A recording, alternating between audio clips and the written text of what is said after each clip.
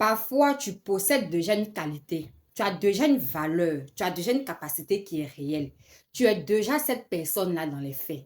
Mais comme cette reconnaissance ne vient pas des personnes dont la vie compte émotionnellement pour toi, ça peut être tes parents, ton partenaire, la société, le public, des personnes vraiment admirées, tu finis par douter de ce que tu es réellement. Mhm. C'est l'absence de validation venant de certaines personnes très précises qui te met dans ce que tu es. Donc, tu peux être intelligente, mais si les personnes que tu admires ne te le disent jamais, tu peux te sentir pas assez intelligente malgré les preuves. Tu peux être compétent, intéressant, aimant, mais tant que ça ne vient pas de certaines bouches, ça ne te touche pas vraiment, ça ne touche pas vraiment ton esprit. Et c'est comme ça que beaucoup de femmes sont belles, elles sont appréciées par leurs proches, elles sont reconnues comme telles par leur entourage et pourtant elles doutent de leur beauté parce que la personne dont la vie compte le plus pour elles, ça peut être leur mari, leur conjoint, n'a pas été donnée.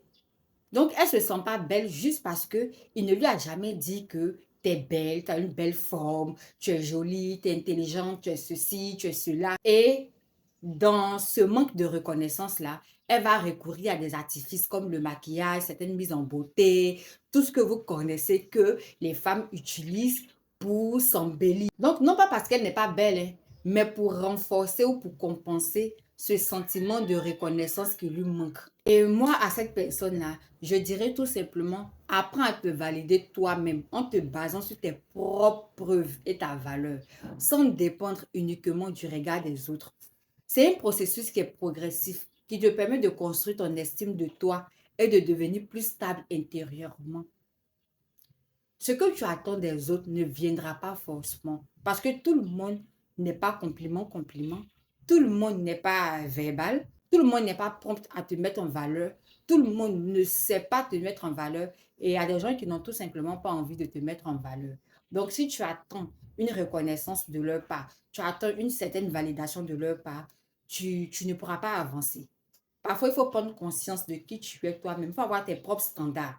Tu es belle, tu es intelligent, tu es compétent. Toi-même, tu sais. Toi-même, tu vois.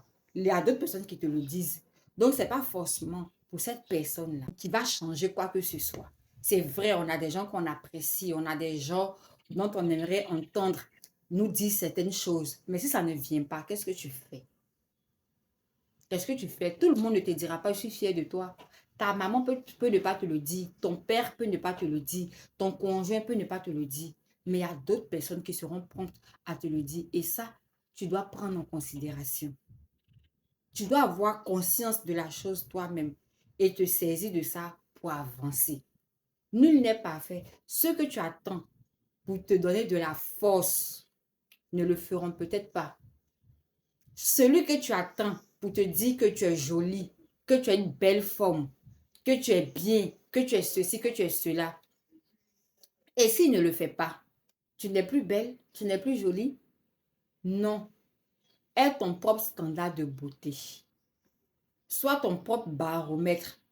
Ne vis pas uniquement du regard extérieur, de la validation extérieure. Hmm? Voilà. Donc, voici un peu ce que j'avais envie de partager avec toi. Merci de liker, merci de partager. On se donne rendez-vous très prochainement pour un autre message. C'était moi, Dofi. Bisous.